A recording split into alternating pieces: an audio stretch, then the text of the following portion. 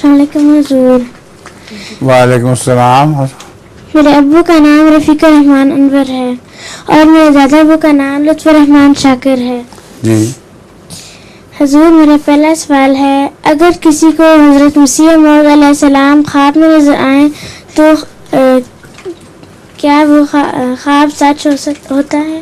ضروری نہیں ہے، لیکن سچی بھی ہو سکتی ہے.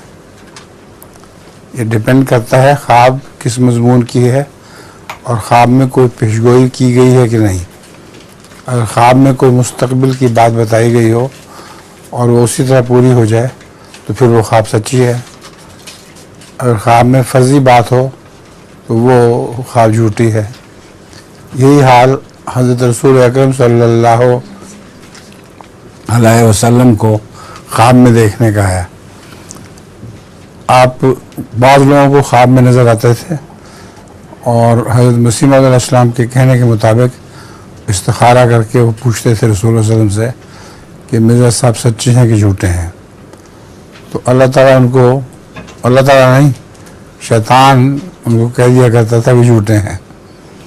بس وہ ایک حلف اٹھا کے کہتے تھے کہ ہم نے تو استخارہ کیا ہے اور ہمیں تو رسول اللہ صلی اللہ علیہ وسلم نے فرمایا ہے کہ مرزا صاحب جھوٹے ہیں. اس کے علاوہ جہاں تک بہت سے بڑے بزرگوں کا تعلق ہے، صاحب کشف بزرگ جو ہوتے تھے، ان میں سے ایک کا یہ واقعہ ہے کہ وہ کہتے ہیں میں نماز کے بعد لیٹ جایا کرتا ہوں اور 2 نفل پڑھ کے تو درود شریف پڑھتا رہتا ہوں. اس عرصے میں مجھے میری آنکھ لگ گئی تو میں نے دیکھا کہ حضرت صلی اللہ علیہ وسلم تشریف لائے ہیں. میں ان سے پوچھتا ہوں کہ یہ جو دعویٰ کیا ہے قادیان میں ایک شخص نے مہدی ہونے کا، کیا وہ سچا ہے؟ تو آپ نے 3 دفعہ انگلی اٹھا کے کہا سچا ہے، سچا ہے، سچا ہے.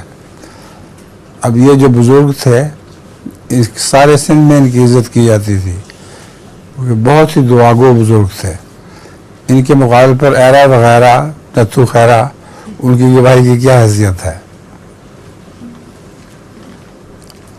سمجھ گئے؟ انور صاحب کی پوتی ہو تم.